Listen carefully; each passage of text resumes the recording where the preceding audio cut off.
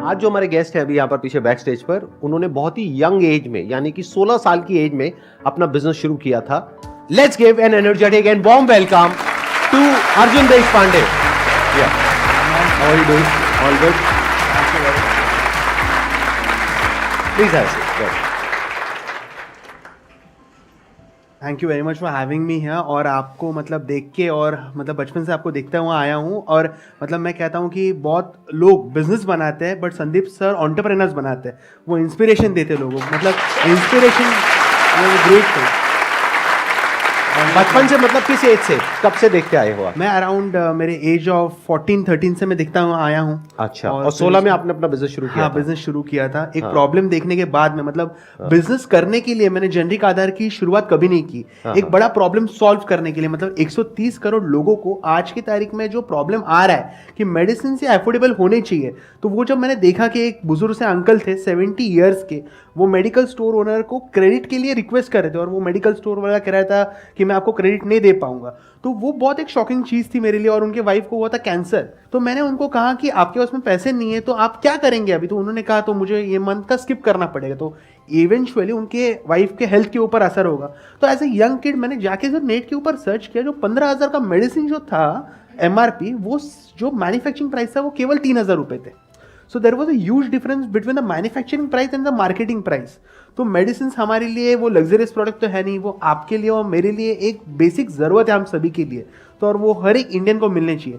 तो वहाँ से एक सिर्फ दिमाग में सोच आई, और अगर हम लोग को एक बार विचार आता है, एक सोच आती है, तो वो एज एन एंटरप्रेन्योर हमको वो एग्जीक्यूट करना। आइडियाज तो हम सभी के पास में, but execution one of the important pillar हो गई है। ऑल ओवर इंडिया में कितने स्टोर्स खुल चुके हैं आपके? अभी 2000 प्लस फ्रेंचाइजीज हमारे पूरी इंडिया में स्टोर्स है एक्टिव। और हम लोग मतलब 150 प्लस सिटीज में, मतलब ना कि सर अर्बन एरियाज में, बट छोटे छोटे गाँव में हम लोग आज प्रेजेंस बना रहे हैं। जेनरिक मेडिसिन क्या होती है और ब्रांडेड मेडिसिन क्या होती है, उसमें डिफरेंस पता है आप लोगों को? कितनों को पता है? एक बार हाथ ऊपर करो। 90% ऑफ द मेडिसिन हमारे देश में जनरिक ही है, बट हमारे इंडिया में MNC कंपनीज जो है वो आके उसको ब्रांड कर देते हैं। मतलब 10 रुपीज़ का प्रोडक्ट आज मैं भी वही मैन्युफैक्चर से खरीदता हूँ, बट वो लोग भी 10 रुपीज़ में खरीदते हैं, वो 1000 में बेचता है, मैं वही चीज़ 50 रुपये में बेचता हूँ। So this is the huge difference coming into the market today. And इसके वजह से सीनियर सिटीजन, मतलब मैं आज जहाँ जहाँ पर जाता हूँ, तो सीनियर सिटीजन जब सर के ऊपर हाथ रख के कहते हैं कि बेटा आपके वजह से हमारा 10,000 का बिल 2,000 का आया, तो एक 20 साल की उम्र में मुझे लगता है that is one of the important pillar what we all youngsters should work on. Excellent point, बहुत बढ़िया। तो जब 16 साल की एज में आपने अपने घर पे बात करी कि मैं ऐसा कुछ करने के बारे में सोच रहा हूँ, तो आपका क्या बिजनेस बैकग्राउंड है, जॉब बैकग्राउंड है? नहीं, मेरे मतलब मम्मी जॉब बैकग्राउंड से आते हैं और पापा भी, मतलब उनका टूर्स एंड ट्रैवल्स का बिजनेस था। तो मैंने मतलब जब मैंने वेंचर की शुरुआत मैंने सोचा था कि ये चीज़ मुझे करनी है, तो अक्सर सी बात है कि हम लोग ने मतलब ऐसे यंग एज में ऐसा कुछ किया नहीं होता है कि वो लोग हमारे ऊपर इतना इसीलिए ट्रस्ट करें। तो एक विचार अच्छा था कि मैं ग्राउंड लेवल पर रिसर्च कर रहा था कि अभी तो मैंने प्रॉब्लम देखा कि 130 करोड़ लोगों को मेडिसिन जो है वो अफोर्डेबल रेट्स में चाहिए, बट पहुंचाऊंगा कैसे, कहाँ तक कैसे पहुंचाऊंगी? 130 करोड़ लोगों तक पहुंचना है तो करोड़ों की फंडिंग लगेगी, और मेरे पास में तो पैसे ही नहीं थे, क्योंकि एक अकेला सिर्फ एक विचार था मेरे पास में। तब मैंने क्या किया, मैं छोटे छोटे जो मेडिकल स्टोर थे हमारे आसपास के एरिया में, मैं उनके साथ में जाके कनेक्ट करने लगा। अराउंड 100-200 स्टोर्स के ऊपर मैंने विजिट किया, बट बहुत सारे लोग उतना ट्रस्ट नहीं कर रहे थे कि आप, मतलब वैसा मैंने कुछ किया है ना। मेरा पहला स्टोर जब एग्रीगेट हुआ, मैं फर्स्ट स्टोर, उस रात को मतलब मैंने उनके साथ में एग्रीमेंट साइन किया, और उसके बाद में मैंने जाके मम्मी पापा को बोला कि मैंने पहला स्टोर का एग्रीमेंट साइन करके मैं आया हूँ और कल उसका इनॉग्रेशन है। तो फिर उन्होंने सपोर्ट किया, फिर वहां से फिर मम्मी पापा को कन्विंस किया। अच्छा, वेरी इंटरेस्टिंग। तो आपने पहले सीधा जा करके अपने घर वालों को नहीं बताया? नहीं बताया। या फादर मदर को कुछ हिंट तो दिया होगा जब आप इन स्टोर ओनर से बात करने गए थे? मैंने नहीं दिया। मैं उनको कहता था कि मतलब मैं, मेरा तब क्या बोलते थे, मैं कहाँ जा रहा हूँ? मैं मतलब कॉलेज जा रहा हूँ, 11th-12 मेरा जस्ट 10th हो गया था, 11th-12 चल रहा था मेरा।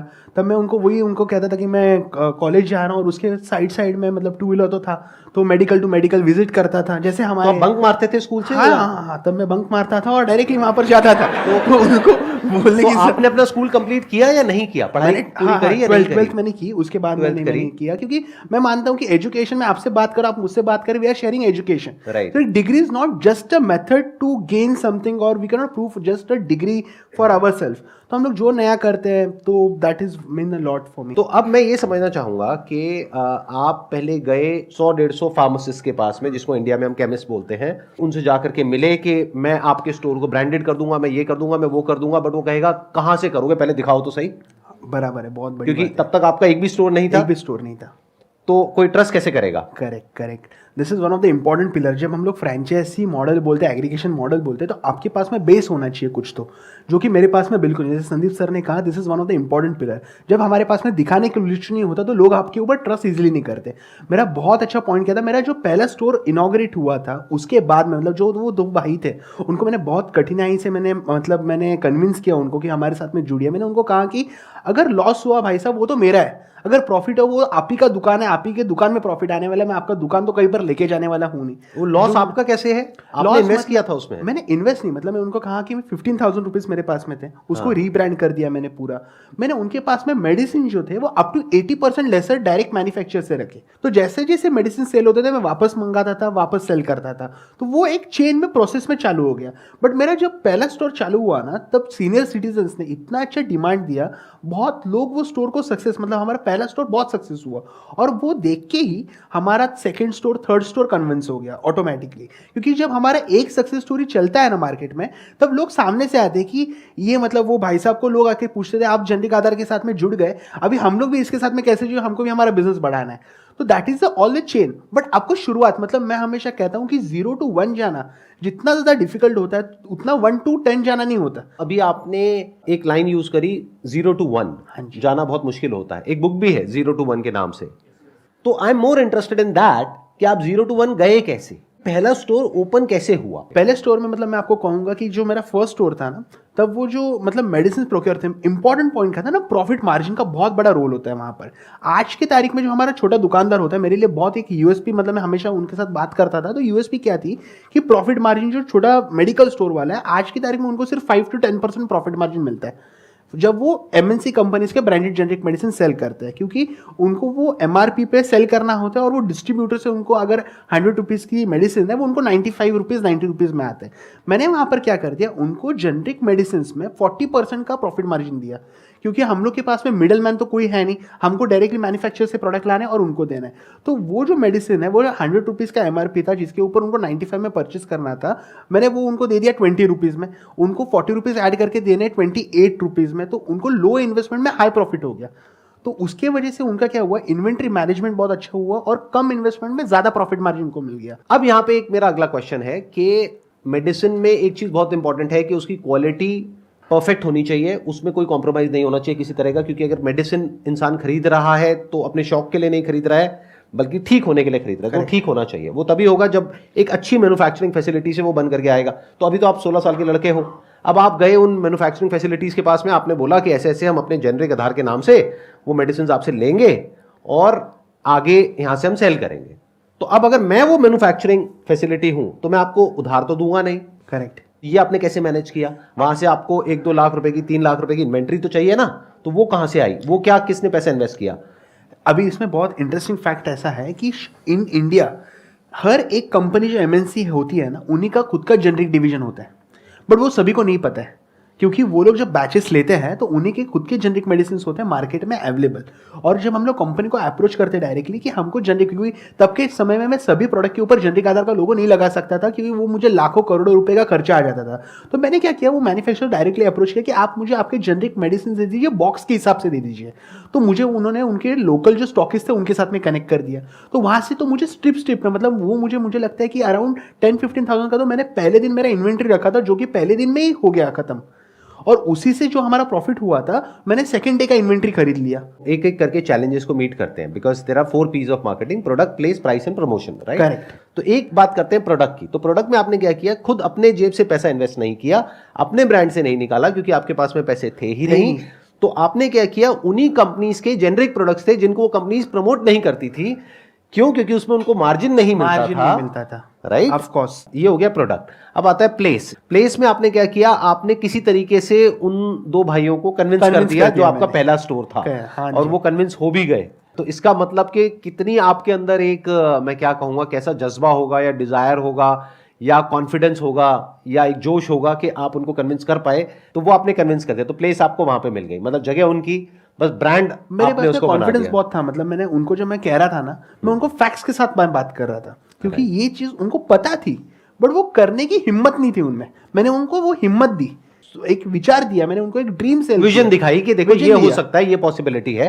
अब उसमें आपका और उनका रेवेन्यू शेयरिंग अरेंजमेंट क्या था, यानी कि जो भी मेडिसिन बिकेंगी ये ब्रांडिंग होने के बाद में, आपका ब्रांड आने के बाद में, तो उसमें कितना पैसा उनका, कितना आपका? नहीं, मैंने उनके साथ में कुछ भी रेवेन्यू शेयरिंग नहीं किया। मैंने क्या किया कि मैं आपको खरीद के दूंगा और उसमें मेरा डायरेक्ट कट होगा, आपको ठीक है। जितना है, मतलब वो मिनिमम कट था। Got it, तो got उसमें क्या था, फिर मैं उनके साथ में कभी भी प्रॉफिट शेयर करने के लिए बैठा नहीं। अगर मैं बैठ जाता ना तो मुझे कभी जिंदगी में प्रॉफिट नहीं देते थे वो। दैट्स अगेन अ गुड क्या- पॉइंट। आप समझ गए ना इन्होंने क्या किया? इन्होंने कहा आपको मुझे 1 रुपए भी नहीं देना, मेडिसिन मैं ला करके आपको दूंगा सस्ते में। मान लो 100 रुपए की आप बेच रहे हो, मैं आपको ला करके 20 रुपए में दूंगा, आप उसको 28 रुपए की बेचो। कस्टमर को भी फायदा, हाँ जी, आपको भी फायदा, और मुझे 15 रुपए में मिलती थी वो, और आपको 15 रुपए में मिल गई, तो इनको 5 रुपए मिल गया पीछे से। सिंपल हो गया ना बिजनेस मॉडल, यहां पे हमने क्रैक कर लिया। प्रोडक्ट, प्लेस, प्राइस भी हमारा क्रैक हो गया। प्रमोशन, आपके स्टोर के बाहर लिखते हैं कि आपको 80% अफोर्डेबल मेडिसिन मिलेंगे, तो पूछेगा बहुत तो आकर लोग के। है ना, बहुत हाँ। तो लोग क्यूरियोसिटी से आ जाते हैं, राइट, ये क्या चीज है। हाँ। हमको अगर मतलब आप कोई भी चीज देखेंगे यहाँ पर सेल है, मतलब मेडिसिन ये सेल वगैरह नहीं है, इट इज अ नेसेसिटी। तो मैंने क्या लिखा था, मेडिसिन ट्रू प्राइस लिखा था, और उसकी वजह से पहले स्टोर के ऊपर पहले दिन हमारे पास में 25 से 30 लोग आ गए थे पूछने के लिए, और उसमें से कम 10 से 11 लोगों ने प्रोडक्ट भी खरीदे थे पहले दिन पे। तो उससे वो चीज़ हो गई। फिर मैं तो बाहर जाके मार्केटिंग तो करता था, और उससे फिर धीरे धीरे और लोग आने लगे। मैंने पहले मेरा जो स्टोर था तो मैंने हेल्थ कैंप्स लगाए वहाँ पर, फ्री हेल्थ चेकअप्स। उसके वजह से डायबिटीज़ होने दीजिए, किडनी होने दीजिए, 4-5 टेस्ट थे जो 1000 रुपये तक के थे, मैंने वो 100 कस्टमर्स को फ्री ऑफ कॉस्ट कर दिए। तो वो 100 कस्टमर्स को जिनको मैंने वो टेस्ट दिए, वो मेरे साथ में मतलब वो लॉन्ग टर्म के लिए जुड़ गए मेरे साथ। तो उसमें तो मेरा 1 रुपये का खर्चा नहीं है। आपको सिर्फ ना पॉइंट्स रहते हैं ऑलरेडी मार्केट में, बट ना एंटरप्रेन्योर मतलब सब चीज़ें ना अलग अलग रहती है। एंटरप्रेन्योरशिप हमको क्या रहती है पता है, आपको सब डॉट्स को ज्वाइन करना आना चाहिए। अगर आपको डॉट आपने ज्वाइन कर दिया, इसका डॉट यहाँ पर, इसका डॉट यहाँ पर, तो आप बिजनेस बना सकते हैं।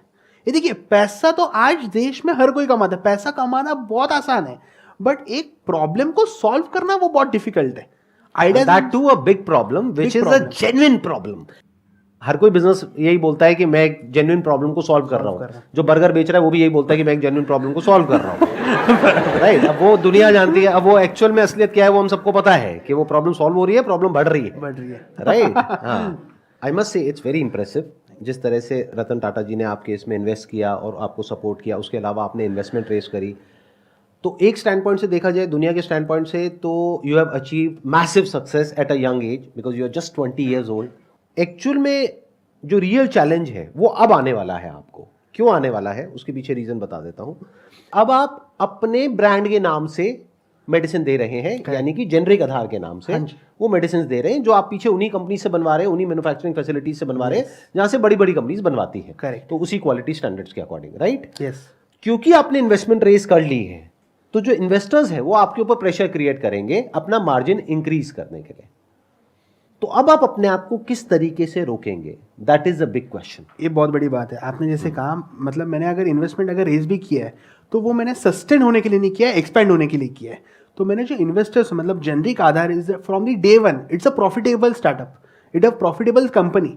हम लोग आज तक एक भी रुपया बंद नहीं करते। आजकल हम लोग जो स्टार्टअप बबल देखते हैं तो हर एक कंपनी लॉसेस में है, बहुत सारी कंपनीज, उसके वजह से उनको इन्वेस्टर्स का प्रेशर आता है। बट जेनरिक आधार हम लोग ने क्या किया, बहुत माइन्यूट से इक्विटी दिया, उसमें ज़्यादा इक्विटी हम लोग ने दिया नहीं। इसकी वजह से we are not on the other side that we have to, मतलब वो इन्वेस्टर प्रेशर के ऊपर रहना है, बिकॉज मेरा वो मेंटेलिटी नहीं है कि हम this is a cause we have to solve on.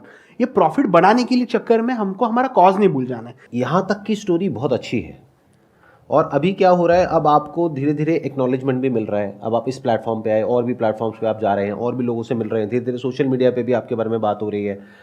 तो अब क्या होगा कि जब सक्सेस मिलती है और सक्सेस के साथ में फेम मिलता है, तो धीरे धीरे हमारी जो वैल्यूज़ हैं वो बैक सीट ले लेती है। ऐसा 99% लोगों के साथ मैंने होते हुए देखा है। तो मेरे स्टैंड पॉइंट से अगर देखा जाए तो आपका सबसे बड़ा दुश्मन कोई और नहीं होगा, आप खुद होगे, क्योंकि आपका जो माइंड है उसके अंदर desires, greed, envy, jealousy, anger, frustration सबके अंदर होता है। मेरे अंदर भी, आपके अंदर भी, हम सबके अंदर है। तो जब वो हावी होता है तो इंसान का दिमाग पलटने में 1 सेकंड लगता है, बराबर है। तो वो आज नहीं तो कल पलटेगा। तो आप कैसे रुक पाओगे अपनी वैल्यूज पे? क्योंकि अगर आप अपने ब्रांड से बेच रहे हो तो किसी को नहीं पता कि आपका मार्जिन क्या है। और अपने मार्जिन को बढ़ाना आपके लिए बाएं हाथ का खेल है। तो अब क्या होगा कि फ्यूचर में आप खुद धीरे धीरे आप देखोगे कि आप खुद एक फार्मा कंपनी बनते चले जाओगे।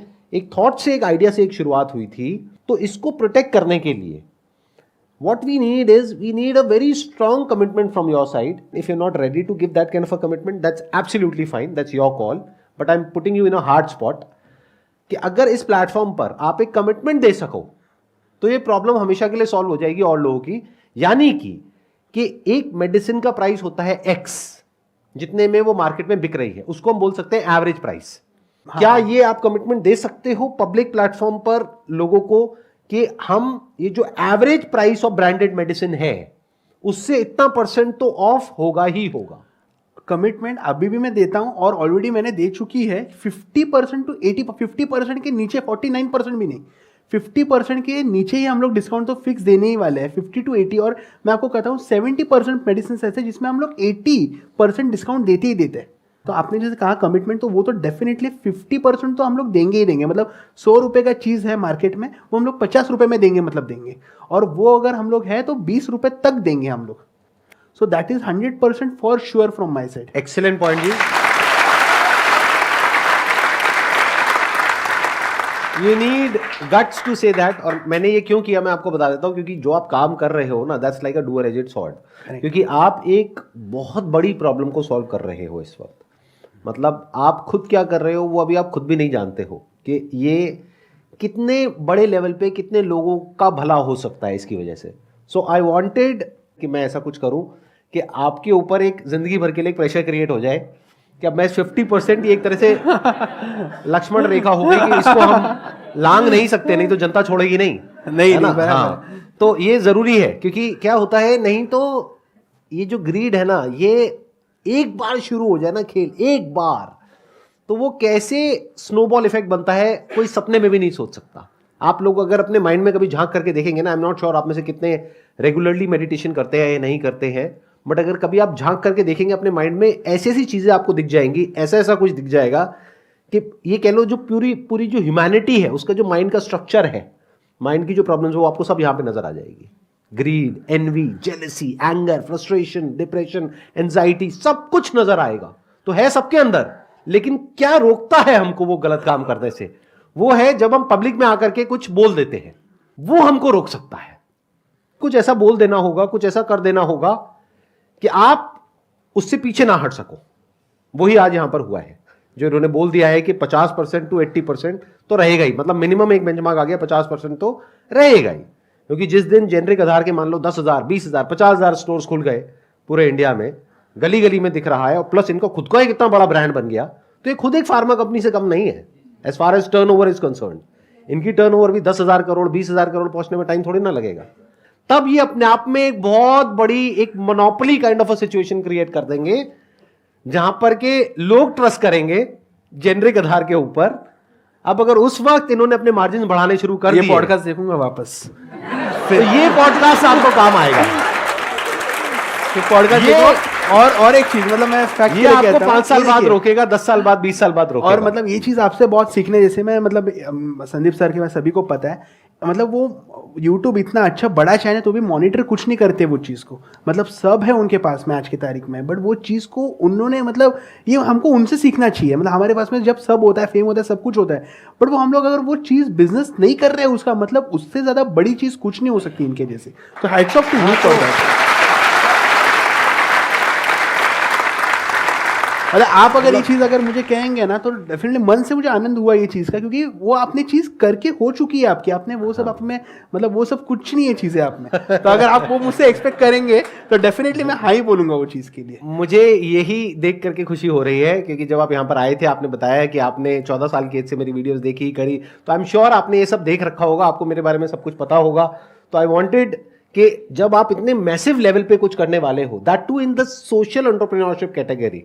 एक होता है नॉर्मल एंटरप्रेन्योरशिप, एक होती है सोशल एंटरप्रेन्योरशिप।